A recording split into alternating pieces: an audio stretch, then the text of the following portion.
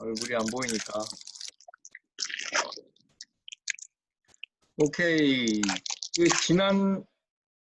지난주에 레코딩 한 거 만약에 미싱 됐으면 레코딩 된 거 보셨겠지만 비즈니스 밸류에이션 하는데 방법하고 어떤 포맷 같은 거를 적어 놓은 거 항상 참고하시고요. 오늘은 간단히 SBA 뒤쪽에 그거 하고 컨트랙 하던 거 어태치 했어요. 어태치한 컨트랙을 지금 열을 텐데 각자 뭐 카톡으로 보든지 뭐 볼 수 있는 거를 화면만 보지 말고 메모를 하셔야 되니까 메모할 거를 이제 하세요. 저는 컨트랙은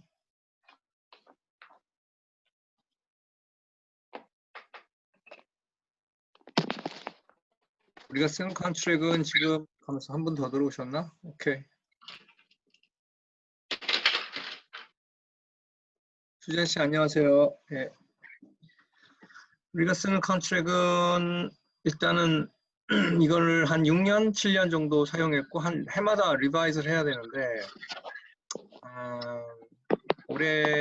올해는 작년이랑 똑같이 쓰고 있습니다. 2년 정도 리바이즈를 했고요. 에셋 퍼처스 어그리먼을 우리가 지금 기본 비즈니스 매매할 때 이 컨트랙을 쓰는데 어떤 경우에는 코퍼레이션 사고 팔 때도 있어요. 비즈니스를 100% 오운할 때는 쉐어 퍼처스 어그리먼을 사용해서 매매를 하기도 해요. 이 둘의 큰 차이는 리스를 어사인먼 받을 때 작동을 하죠. 리스를 어사인먼 받는 게 힘든 어떤 새로운 바이어가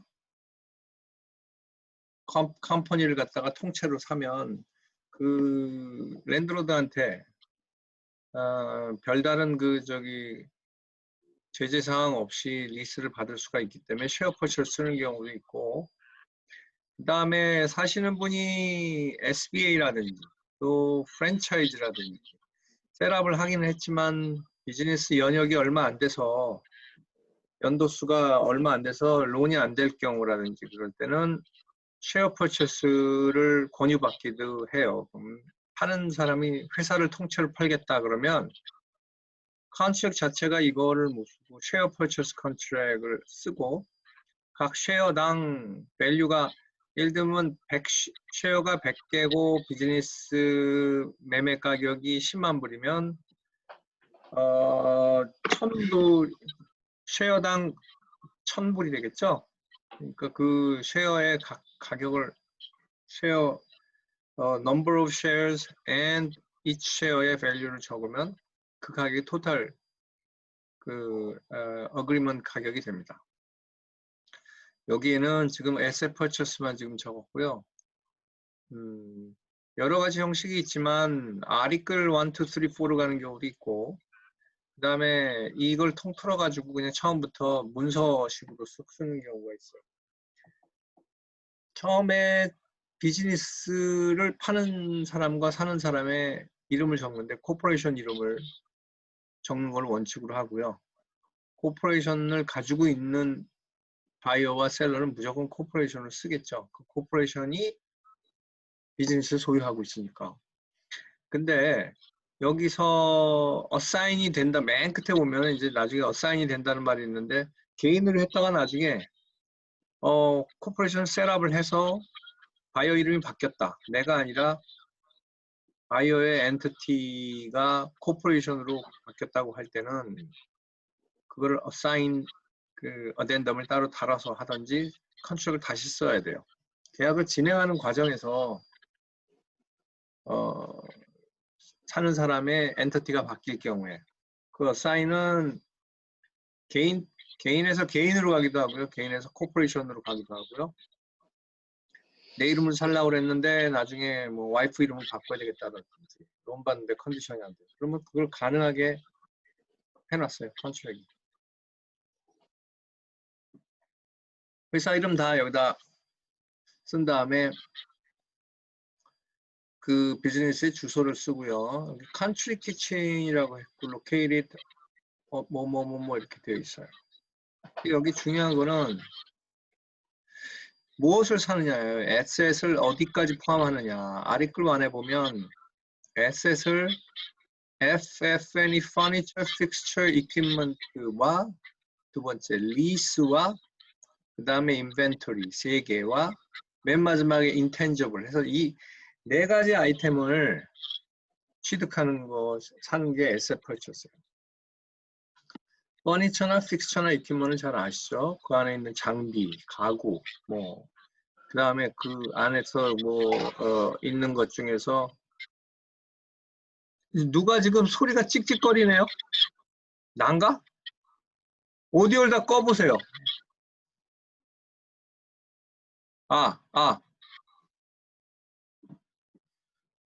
소리가 자기 스피커 소리가 그 헤드폰 소리 이게 도로 들어가는 것 같은데요? 이거 녹음하면 소리가 과도가 될 텐데.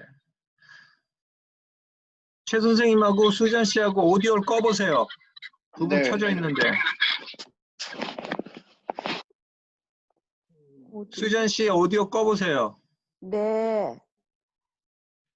아, 최 선생님이었네. 그거 끄니까 조용하네. 오케이. 했어요. 누군지 찾았으니까. 그 다음에 그 furniture, fixture and equipment에 대한 description은 exhibit A1에 1-1에 보면 A1에다 뒤에 달게 돼 있죠. 이 시점을 선생님 끄세요. 네, 이제 조용해요. equipment 리스트를 언제 받아요? 리스팅 어그리먼트 할 때는 내가 리스팅 받을 때 미리 받아 놓으시는 게 좋고, 그 다음에 내가 바이어일 때 오파를 쓰고 오파가 액셉트가 되면 그러면 이퀴먼트 리스트를 작성을 해야 되겠죠.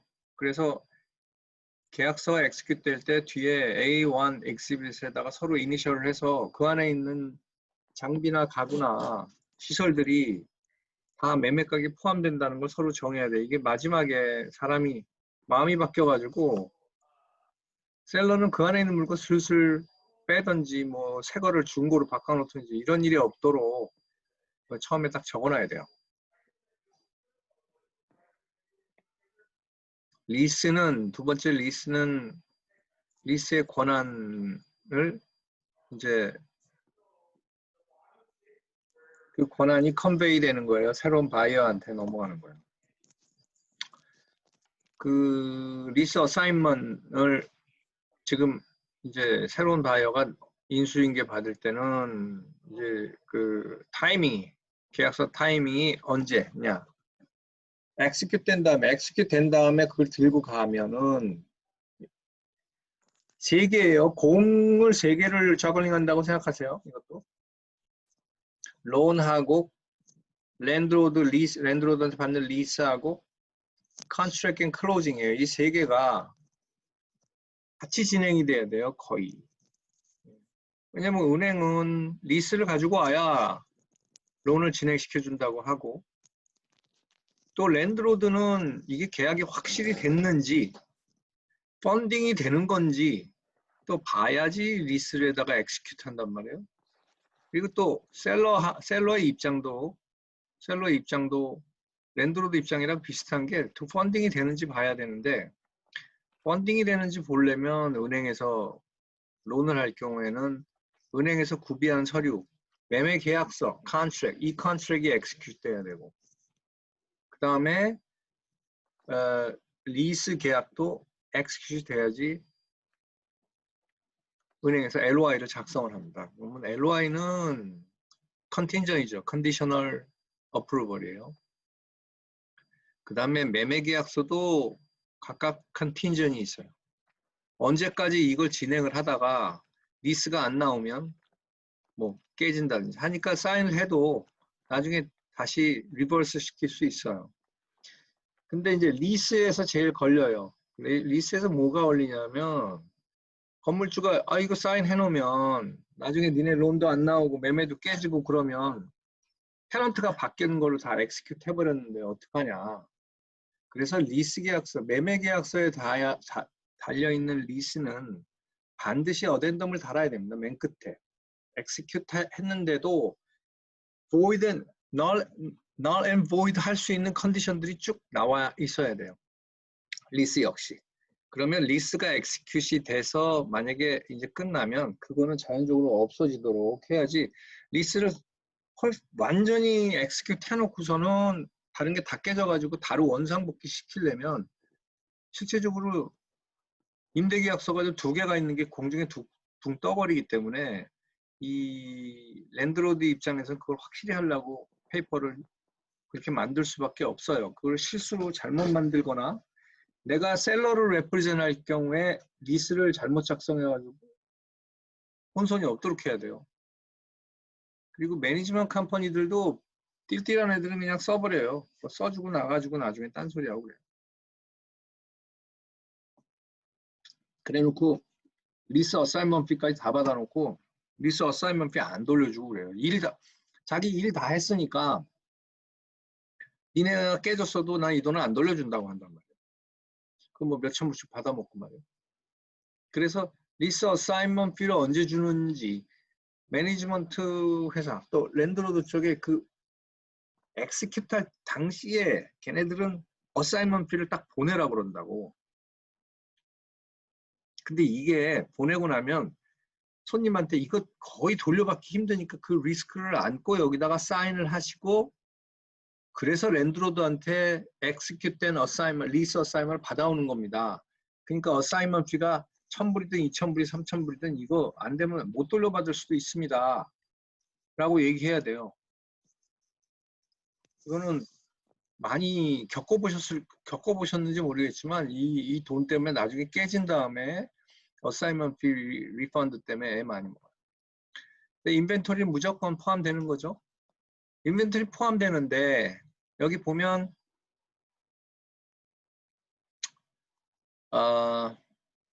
인벤토리 포함하면은 되는데 인벤토리에 그 outdated and stale dated 그러니까 막 사장님, 들려요. 오케이. 네, 죄송한데요. 지금 말씀하신 그 어사인먼트 하는 게 네. 저도 겪어봐서 그런데 되게 중요하거든요. 네. 근데 지금 대충 얘기를 해줘서 저도 이해가 되고 저한테도 그렇게 한 적이 있었어요. 누가? 저한테 전에 그런 경험이 있었어요. 저도요. 예. 어사인먼트 그 피를 받고 진짜? 예, 뭐가 안 되고 그래갖고 문제가 그리고 생겨갖고 이제 나중에는 어떻게 해서 이제 잘 풀렸는데 그 주인 그 사시는 분이 크레딧이나 이게 나중엔 약해갖고 그 론이나 이게 좀 힘들었거든요. 네. 그래서 포기를 하려고 하는데 그 어사이먼트 피 같은 경우에는 미리 안 받아요. 그 오히려 어사이먼트 피 같은 경우에는 그 파는 사람이 그 돈을 내게 돼 있거든요. 그렇지. 원래. 네, 그래서 그 어니스트 머니를 넣을 때 거기서 빼서 돌려줘야 되는데 그 사시는 분이 황당해갖고 그걸 어떻게 이렇게 하다가 그게 좀 안 좋은 게가 있었어요. 근데 제가 묻고 싶은 거는 그게 얘기한 거를 묻고 싶은 게 아니라 그 차례가 되게 애매하거든요. 그래서 그 차례를 어떻게 하는 방법이 더 좋은가 이제 말씀하셨지만 네. 그 어사이먼트를 해야지만 론에 할 수 있는데 네. 그 어사이먼트 하는 그 뭐랄까 어덴덤만 그것밖에 없나요? 방법이? 다른 방법이 없나요? 생각해 보면 그 리스를 할 때 테넌트 퀄리피케이션을 리뷰를 하잖아요. 어플리케이션을 먼저 받잖아요. 그 랜드로드가 받을 때 그 파이낸셜을 볼 때 그 사람이 이 existing 비즈니스를 러닝할 수 있나를 돈을 볼 때 그 이제 받는 질문이 너의 캐시가 뱅크에 얼마가 있는데 지금 existing 그 비즈니스를 purchase 할 때 purchase agreement보다 적게 갖고 있으면 돈을 적게 갖고 있으면 당연히 은행에서 어프로벌 된 걸 가지고 와야지 되는 거로 판단할 거 아니에요. 당연히. 그죠?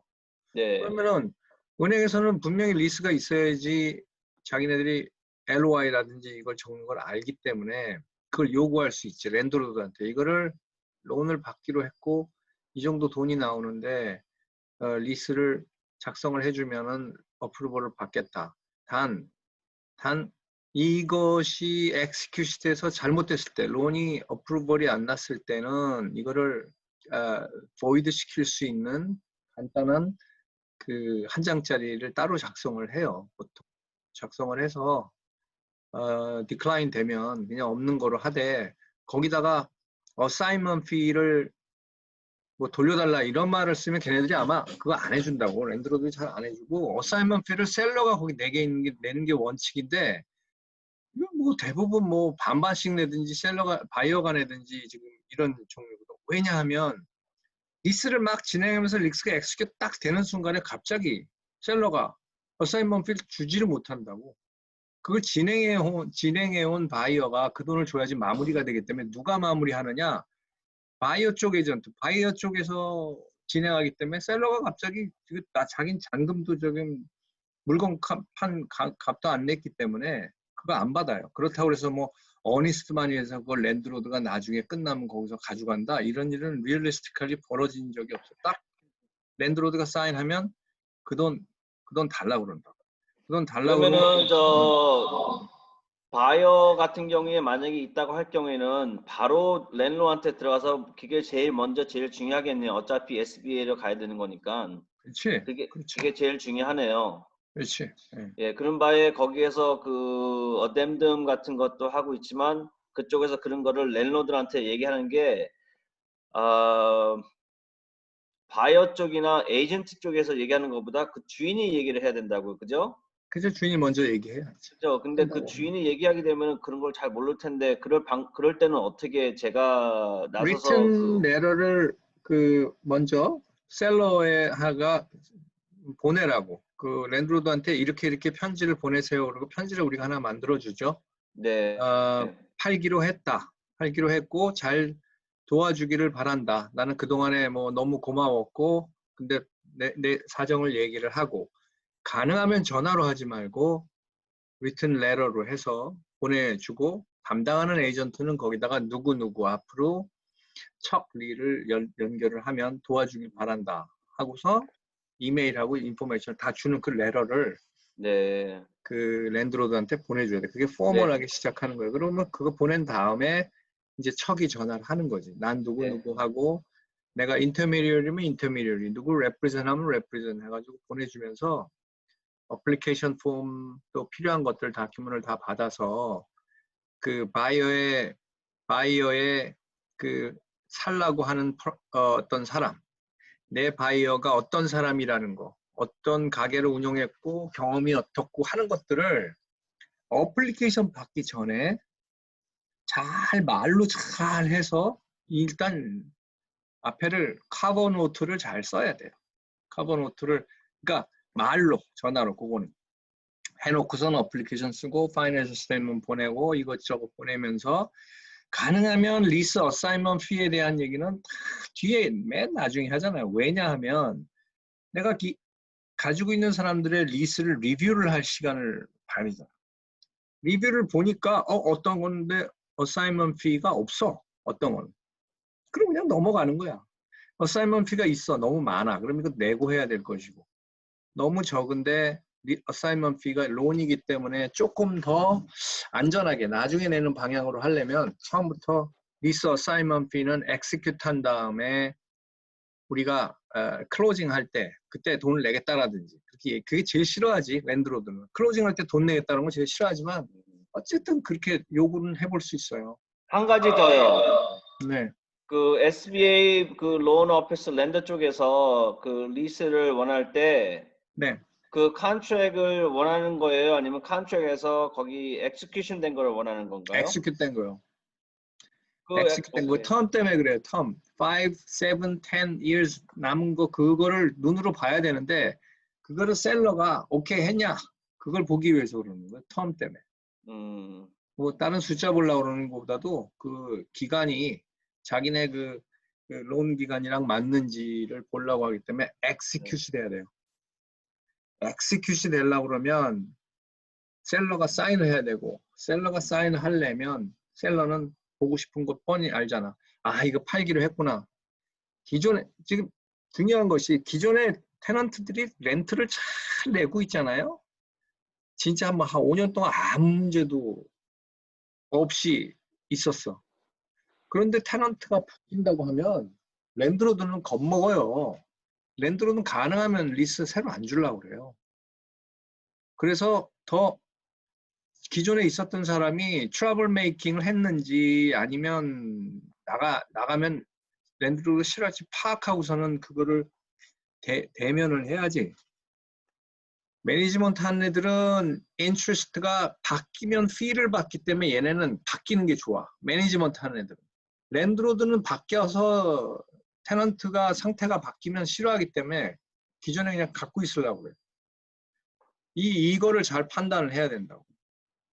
그 매니지먼트에는 요새 걔네들이 얼마를 받냐 하면 바뀌면 첫 번째 어사이먼 피 받죠. 그죠? 어사이먼 피 받고 그 텀 안에 5year 텀 안에 테넌트가 바뀌면 못 받든지 아니면 1에서 1.5%를 받아요. 매니지먼트 그 계약서들을 그렇게 써 애들이 중간에 텀 안에 바뀌는 것도. 그러니까 볼을 갖다 공을 랜드로드한테 넘겨버려. 왜냐면 자기가 돈 차지하는 거니까 결정권을 랜드로드한테 준다고. 그래서 이 시키 매니지먼트 하는 애들이 결정할 것 같은데 안 한다. 수상하다 이거. 그냥 랜드로드 디시전 어쩌고저쩌고 그런단 말이야. 그러면 자기가 피를 받아야 되기 때문에 좀 구린 거야. 그러니까 다 넘겨주는 거야. 피를 안 받는 애들은 텀 안에 5년이면 5년 텀 안에 있는데 인터내셔널. 그런데 정정당당하게 그렇게 저거 한다고 하면은 피를 안 받기 때문에 자기가 그냥 스크리닝 다 하고 테넌트 다 본 다음에 리포트 다 뽑은 다음에 괜찮으면 우리랑 대화가 된다고. 그러니까 이건 된다 안 된다고 클리어하게 얘기를 해주는 경우가 걔네들이 돈 따로 받는 게 없을 때 그런 경우가 많아요. 그런 건 이제 겪다가 저쪽 매니지먼트나 저쪽의 셀러즈 랩이나 아니면 그러니까 랜드로드의 입장을 갖다가 잘 파악을 하고선 접근해야 돼요. 이거는 기술이 많이 필요해요. 그래서 리스 잘하는 사람이 커머셜 브로커는 잘하는 브로커예요. 커머셜. 인텐저블 있죠. 1번 사안 다음 넘어갈게요. 인텐저블 있으면 그 안에 셀러의 모든 비즈니스 연관된 그런 보이지 않는 권한들, 굿윌 같은 거 아니면 상표 또 거기에 나와 있는 간판에 있는 이름과 트레이딩 이름 또 그다음에 리스 컨트랙에 있는 어떤 그 내용들 그다음에 텔리폰 넘버 그죠? 텔리폰 넘버. 그 다음에 뱅크 어카운트가 예를 들면 기존에 은행에서 좋은 관계를 수년간 맺어온 뱅크 어카운트가 있을 때 그것도 어사인될 수 있게끔 그건 코퍼레이션 살 때지만 그렇게 도와줘야 되는 거. 그다음 벤더 리스트. 벤더랑 어떠한 거래처랑 하느냐. 그 다음에 이퀴먼트의 워런티들 그런 것도 다 넘어오고 그 다음에 크레딧 카드 프로세싱 머신도 이거는 지금 기술적인 거예요. 크레딧 카드가 프로세싱 이게 지금 그런 게 매매가 돼도 크레딧 카드가 기존에 있던 사람 어카운트로 돈이 들어가잖아요. 매매가 그게 한순간에 안 넘어가니까 그거를 어떻게 클로징할 때 정리하느냐. 클로징을 딱 했는데 그날로 해서 그 다음날 매상은 새로운 바이어한테 이렇게 딱 가고 이렇게 되지 않는 경우를 대비해서 그거에 대한 우리의 솔루션을 얘기할게요. 그거를 보통 한 몇천 불 정도를 변호사 그 타이틀이나 하는 데다가 에스크로를 묻어놓는 게 제일 좋아요. 속도 안 상하고 그거는. 뭐 전기값 비리 나중에 왔는지 뭐 프로퍼티 텍스가 나중에 날라왔는데 뭐 주고 이것이 다른 집 클로징하는 것처럼 as of 어느 데이트에 딱 돼가지고 프로레이트 돼가지고 무 자르듯이 딱 숫자가 떨어지는 게 아니기 때문에 누이 좋고 매부 좋고 식으로 해가지고 그냥 두리뭉실하게 해서 오케이 될 양방이다 그러면 아무 상관없는데 한쪽이 까다롭게 숫자로 가지고 할 경우에는 30일이나 60일 후에 다시 그 마이너한 것들 그런 것들을 갖다가 아이템을 딱 정해요. Credit card processing 뭐 discrepancy 그 다음에 rental discrepancy 이게 뭐가 있냐면 트리플렛 차지를요. 트리플렛 차지를 1년 후에 다시 부과하는 경우 있어요. 그러면 나는 다 샀는데 리스가 새로운 해에 딱 보니까 12개월치 트리플렛 차지를 갖다가 원래 되어 있는 것보다 엄청 많이 해가지고 차지를 했어. 이런 경우 있었어요? 척 있었어요? 제클린? 없어? 많아요. 이거 그냥 모르고 그냥 내시는 거예요. 사는 사람이 이거 올랐나 보다 그러고서는 그냥 내는 거예요. 한 6, 7개월 정도 트리플렛 프로레이트 다 해야 되는 거예요, 원래. 왜냐?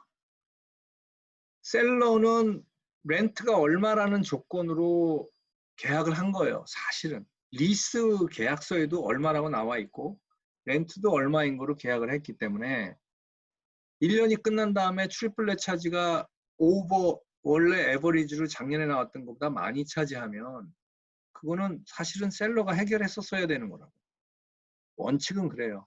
원칙은 그렇고 이걸 만약에 이슈 삼으면 셀러가 그래 그러면은 그 돈은 뭐 돌려줄게 하는 게 합당하게 맞는데 실제로 그러느냐.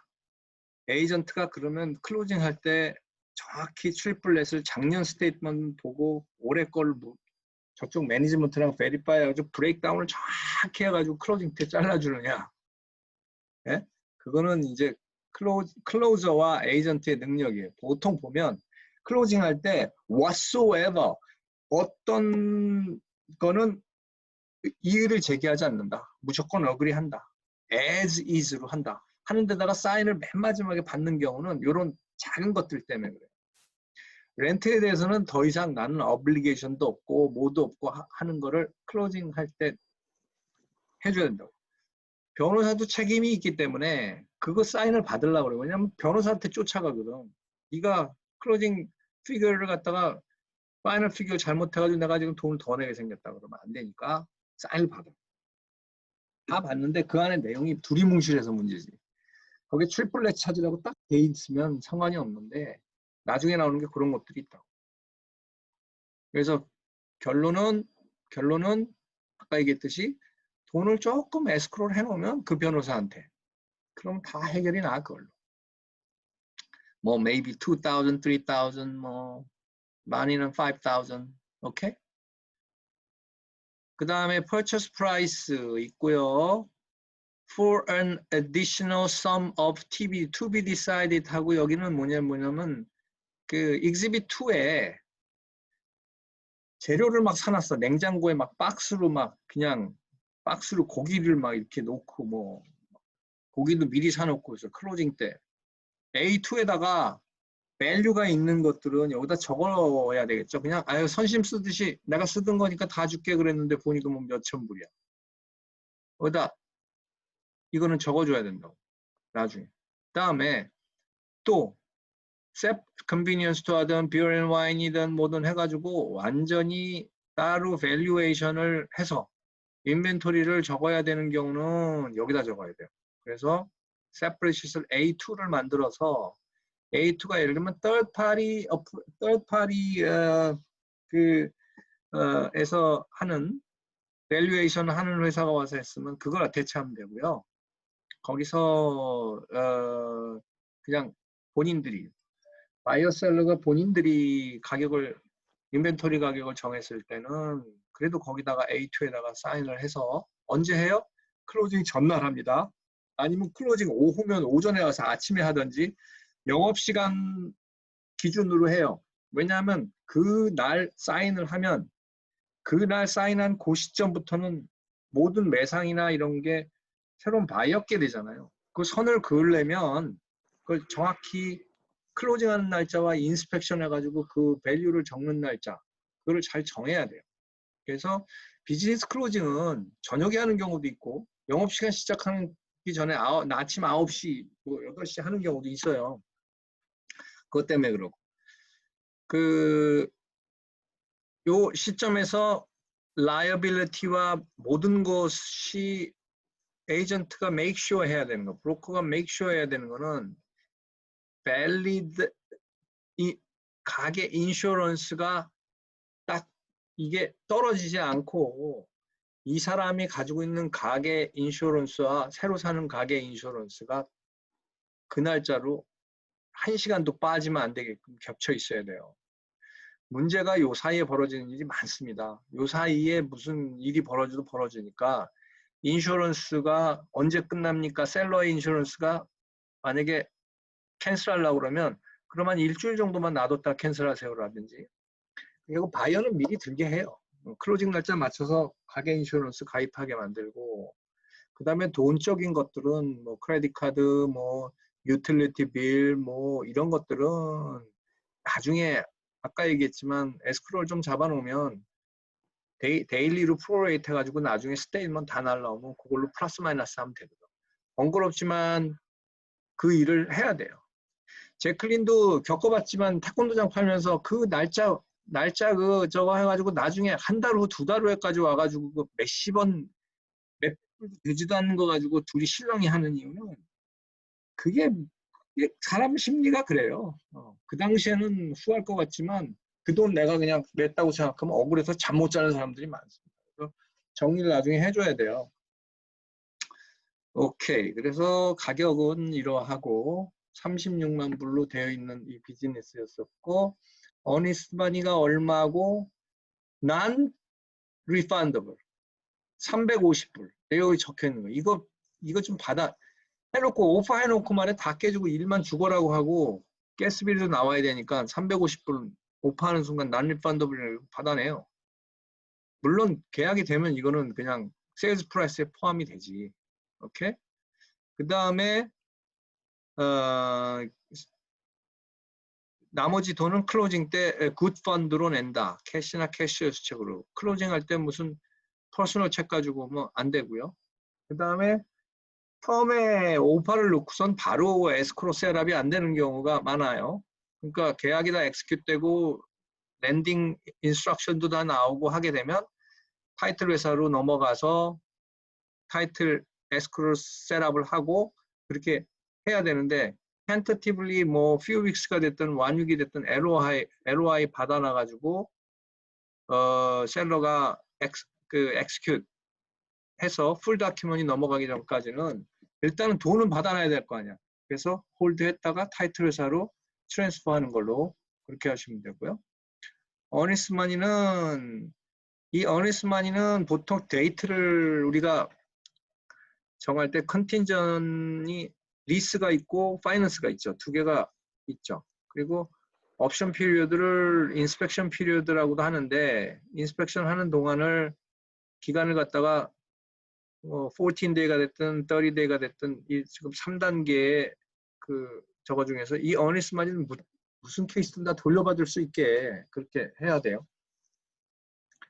단 밑줄 거 있는 거는 디폴트 상황일 때가 이제 애매해요. 셀러가 디폴트냐 바이어가 디폴트냐. 이 디폴트 상황이 됐을 때를 피하기 위해서 어쨌든 잘 노티스를 잘 줘야 돼요. 그 날짜가 지났는지 몰랐다고 그러고 셀러가 그러고 바이어가 그러고 아니 내가 언제 파이낸싱이 그날 끝나는지 난 몰랐다. 그리고 돈이 왜 이것 때문에 못 돌려받냐 그러면 에이전트가 다 온팍 뒤집어 씁니다. 인스펙션 피리어드가 예를 들면 15일이에요. 그러면 캘린더 예. 퀘스천. 아까 그 350불 B를 얘기하셨는데 네. 그게 회사로 가는 건가요? 아니면 저희한테 오는 건가요? 그거는 저희한테 가는 거예요. 저희한테.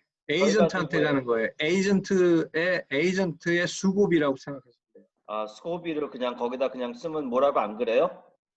뭐라 그러지 다 그 돈을 왜 가져가냐 그러지 다. 근데 이거 솔직히 이거 안 받으면 오파를 남발하고 막 오파 막 해도 되는 줄 알고 응? 아, 집 살 때는 100불이라는 옵션가 있잖아. 왜 근데 비즈니스는 없어? 그런 게 어딨어. 그럼 만약에 이게 파악되고 안 될 경우는 그러면 우리가 350불 킵해도 되는 거예요? 네, 서류상? 네, 용돈 쓰시는 거예요. 근데 그 아, 제가 받는 사람 몇 명 못 봤어. 오케이. 진짜 알겠습니다. 못 봤어. 지민은 받더라. 야, 지민은 칼같이 받더라. 그러고요. 오늘 딱 12시까지밖에 못해요, 내가. 인스펙션 피리어드 여기 적혀 있고, 이 다큐먼트를 리스 다큐먼트, 메인테넌스 서비스 다큐먼트, 무슨 인컴 앤 익스펜스 스테이트먼트, 그게 파이낸셜 스테이트먼트이죠. 이거 지금 2년만 적었는데 가능하면 3년치 받으세요.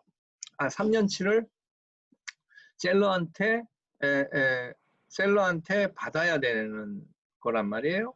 셀러한테 받는데 이거를 인스펙션 피리어드 14일인데 받으면 그때 가가지고 받으면 그러니까 오파 넣기 전에 날짜 돌아가기 전에 미리 요구를 해가지고 받아놔야 돼요. 책상에 받으면 은행에 갖다 주고 갖다 줄 때 많잖아. 뱅 스테이트먼트도 그렇고. 인스펙션 안에 제일 열심히 봐야 되는 게 뱅 스테이트먼트 앤 크레딧 카드. 이게 액추얼 트레이드, 액추얼 오퍼레이팅 그 넘버들이니까 이걸 딱 받았는데 이걸 리딩을 못하면 안 돼. 브로커가 이거 크레딧 카드 돈 받는데 크레딧 카드로 돈 분명히 스테이트먼트에 들어왔는데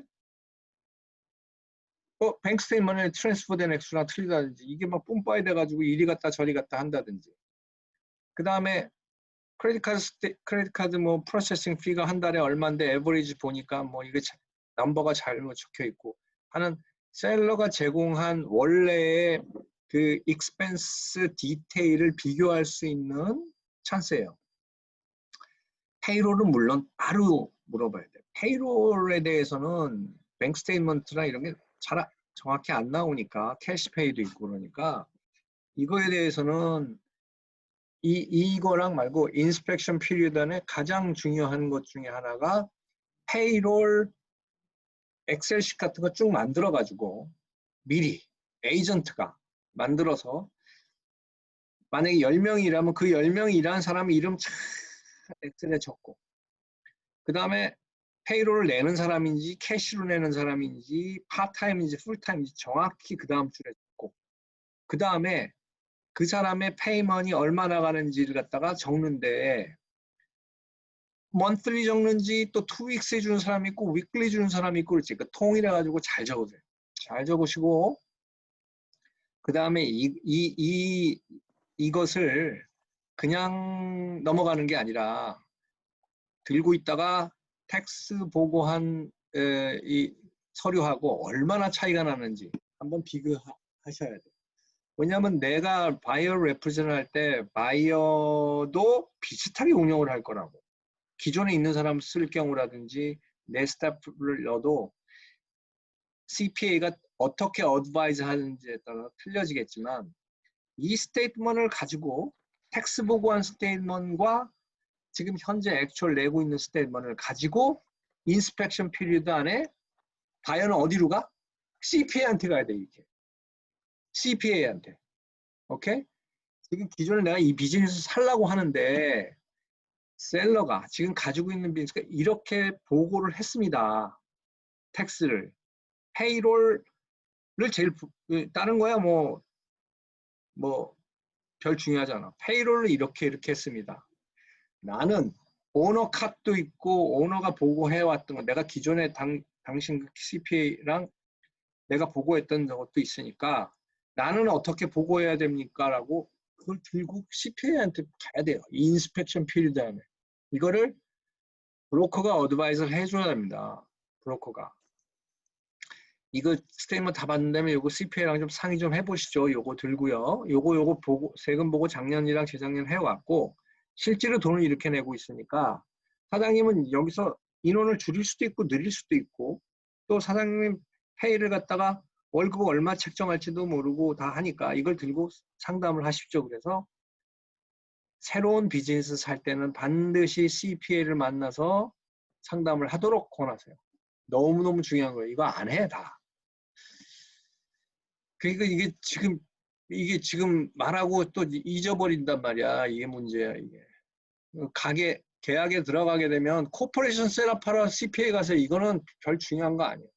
거기서 파이낸셜 스테이트먼트 받아서 그거를 14일 안에 인스펙션 끝나기 전에 CPA한테 다큐멘트를 들고 가시라고. 잊지 마세요. objection period 있어요. objection은 이거 다큐멘트 다 받아보니까 일치하지도 않고 맞지도 않고 다 틀려. 오케이? within 10 days 여기 있어요. 받은 다음에. 오케이?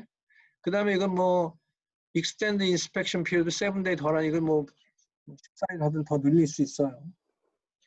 objection period는 어느 컨트랙이나 다 있죠. 근데 objection period를 무시하고 이걸 갖다가 무시하는 게 아니라 까먹고 다 받아놓고 뭉개고 가만히 있다가 inspection period 다 지나버리면 안 된단 말이에요.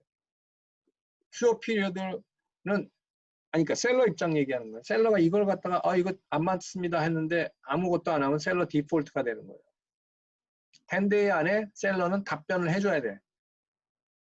아니면 그것을 가지고 기준으로 매매가를 다시 조정하든지. 오케이? Casualty loss and condemnation이에요. 이거는 비즈니스를 살라고 했을 때와 클로징 할 때 차이가 있을 경우를 얘기해요. 그 사이에 한 달 후에 클로징하기로 했는데 그 사이에 무슨 뭐 화재가 났든지 날라갔든지 뭐 도난이 났든지 해가지고 바뀌었을 때 그런 얘기가 여기 쭉 써 있고요. 랭귀지는 거의 다 비슷합니다. material extent 재밌죠 이거는. material extent는 physically 그러니까 어느 정도가 데미지가 났냐 어느 정도의 repair. Material extent means damage or destruction where the cost of repair exceeds 10% of the purchase price. purchase price의 10%가 넘어가는 거. 요거를 if the extent of damage or the amount of insurance proceeds to be made available cannot be determined before the closing date. 왜냐하면 보험회사에서 얼마가 데미지난 액수라고 판단이 클로징 때까지 안 나는 수가 있잖아요. 그러니까 이게 10%가 넘는지 뭐 하는지 얼마나 리페어가 리페어 해야 되는지 모르는 경우. Or the repairs cannot be completed before the closing date. closing date 돈이 나왔다고 하더라도 아니 돈이 액수가 정해졌다고 하더라도 클로징 때까지 수리가 안 되는 수도 있고요. Either party may postpone 연기하는 거예요. 그렇게 하면 언제까지? 클로징 이후에 서로 상대방한테 근데 여기 30일이라고 적었는데 이것도 60일 정도 이상 해야 될 경우도 많아요. 이게 데미지도 데미지만 클레임 또 리페어 이런 거를 바이어가 보통 다 해놓고선 들어가려고 그러지 누가 자기가 들어간 다음에 그 인슈런스 회사랑 내가 집도 아니고 말이에요. 집은 루프 같은 거 예를 들면 잘못되면 내가 다 그 인도스를 다 받아가지고 거기서 클레임을 하고 수리를 받고 하지만 이 비즈니스 같은 경우에는 다 고쳐놓고 그렇게 들어가길 원해요 보통. 그래서 다시 위로 올라가서 material extent가 있죠? 맨 위에 all risk of loss to the property will remain upon seller. remain upon seller before closing. 다 셀러한테 책임이 부과돼요. If before the closing property is damaged or destroyed by fire or other casualty to a material extent. 아까 얘기했죠. 10%인지 판단하는 거는 뭐 저거 하지만 이 에스티메이트이 우리가 딱 봐도 마이너하다 그러면 여기에 해당이 안 되는 거죠. 10%가 넘어가면 이제 material extent는 그 10%가 넘어가 좀 많이 데미지가 났다 그러면 그 기준으로 인슈런스가 커버해주는 데미지로 이렇게 하도록 하고. 척 뭐라고? ID, MRG, Dropbox. 내가 보내줄게요. 지금 이거 하잖아. 지금 이거 하다가 I 어떻게 know. 보내줘? 오케이. 그래서 실제 상황 항상 얘기하는 게 중요하지. 가서 인스펙션 피리어드 안에는 7일 안에, 11일 안에 14일 안에 갔는 데는 이렇게 보고 사진을 쫙 찍어야 되는데 이 사진 찍는 버릇 없으면은 그러니까 에이전트든 바이어든 사진을 찍어야 돼요. 사진을 찍어서 주요 부분 뭐 사진 찍고 나면 30장을 찍든 40장을 찍든 상관없어. 막 찍어가지고 보관하고 있다가 클로징 때 기억이 안 나거든. 어디가 어떻게 됐었는지. 데미지라는 게 이제 가장 메이저 데미지라는 거는 이제 루프 쪽하고 프런트 쪽하고 또 뭐 바닥 같은 거 이런 것들이 되고 그 외에 눈으로 보기에 큰 사고만 없었으면 뭐 그쪽을 주로 보면 돼요. 근데 루프에 만약에 발견이 되면 역시 그게 랜드로드가 책임을 지는 건지 아니면 기존의 셀러가 그거를 픽스하는 건지를 판단을 하고서는 해야 돼요. 테넌트가 들어가서 무조건 내가 고쳐야 되는 게 아닐 수도 있어요. 랜드로드가 고쳐줘야 되는 경우도 있으니까. 그 다음에 컨뎀네이션을 맨날 하는 거죠. 저번에도 얘기했고요. 어쨌든 컨뎀네이션 프로세스가 진행이 돼서 하면은 터미네이트를 할 수 있어요. 리튼 노티스를 보내라고 그러는데 보낼 수 있고 그 다음에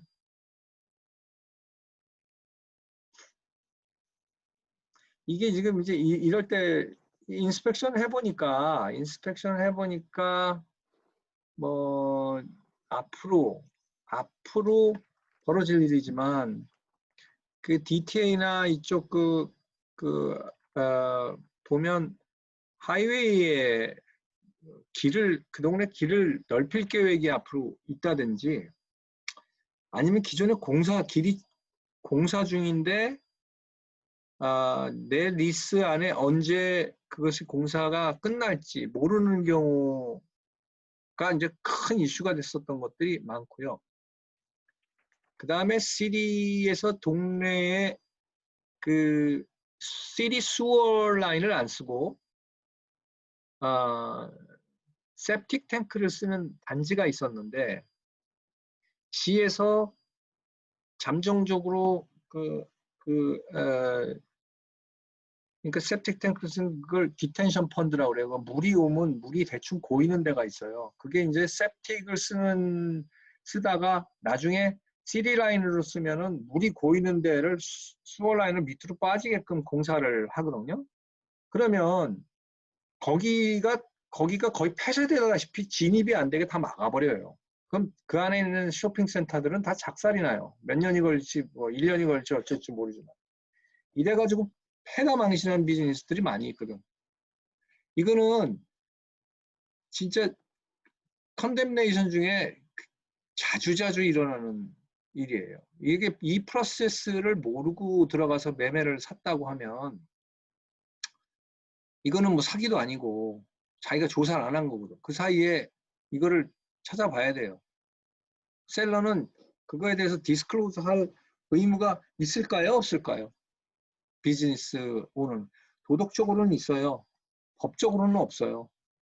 도덕적으로는 이게 앞으로 몇 년 후에 여기서 도로공사가 일어난다는 걸 알아. 근데 그거를 얘기를 안 하면 사기죄가 아니에요. 이게 잘못 하시면 안 돼요. 바이어는 항상 베리파이 해야 돼요. 자기의 있는 이 프로퍼티에 대한 거는 적어도 조사를 할 줄 알아야 돼요. CD 쫓아가면 금방 알고, CO 신청하면 금방 나와요. CO 신청 미리 프리인스펙션 신청하고 그래서 그 조닝 디파트먼트에 가서 물어보면 금방 나온다. 여기 그 보니까 septic을 씁니다. 물이 없네요. 이 시리얼 수어 라인 언제 계획합니까? 그 자리에서 가르쳐 줍니다. 그 자리. 그리고 뭐 도로가 옆에 있는데 보니까 지금 1차선으로 되는데 4차선으로 늘어가는데 어떻게 되냐? 그러면 저 뭐 디파트먼트 오브 퍼블릭 세이프티 가면 나와요? 아니가 어디더라? DOT 가면 나오나? 디파트 텍스닷 가면 텍스닷 가면 나와. 금방 가르친다. 저 잭슨 에벤인가 어디 저희 가면 있어. 가다 보면 35타워 밑에 내려가다. 거기 가면 금방 가르쳐줘요. 도로 저거만 주면. 여기까지 할게요. 여기까지 할게요. 지금 어태치된 거에 SBA 있는데 내가 오늘 그 저기 SBA 오피서를 초대를 하려고 그랬는데 다음 주에 할게요. 예, 지금 자료만 지금 줬고요. SBA 7A 론하고 요새 론 안 나오는데 그래도 좀 도움이 될 만한 얘기 있으면 부탁한다고 했으니까 다음 주에 참석하시고요. 스피커 키시고 질문하세요. 여기까지. 들리세요? 선생님, 스피커 키세요. 토니도. 들리세요? 네, 들려요. 어. 들립니다. 스피커를 다 키시고.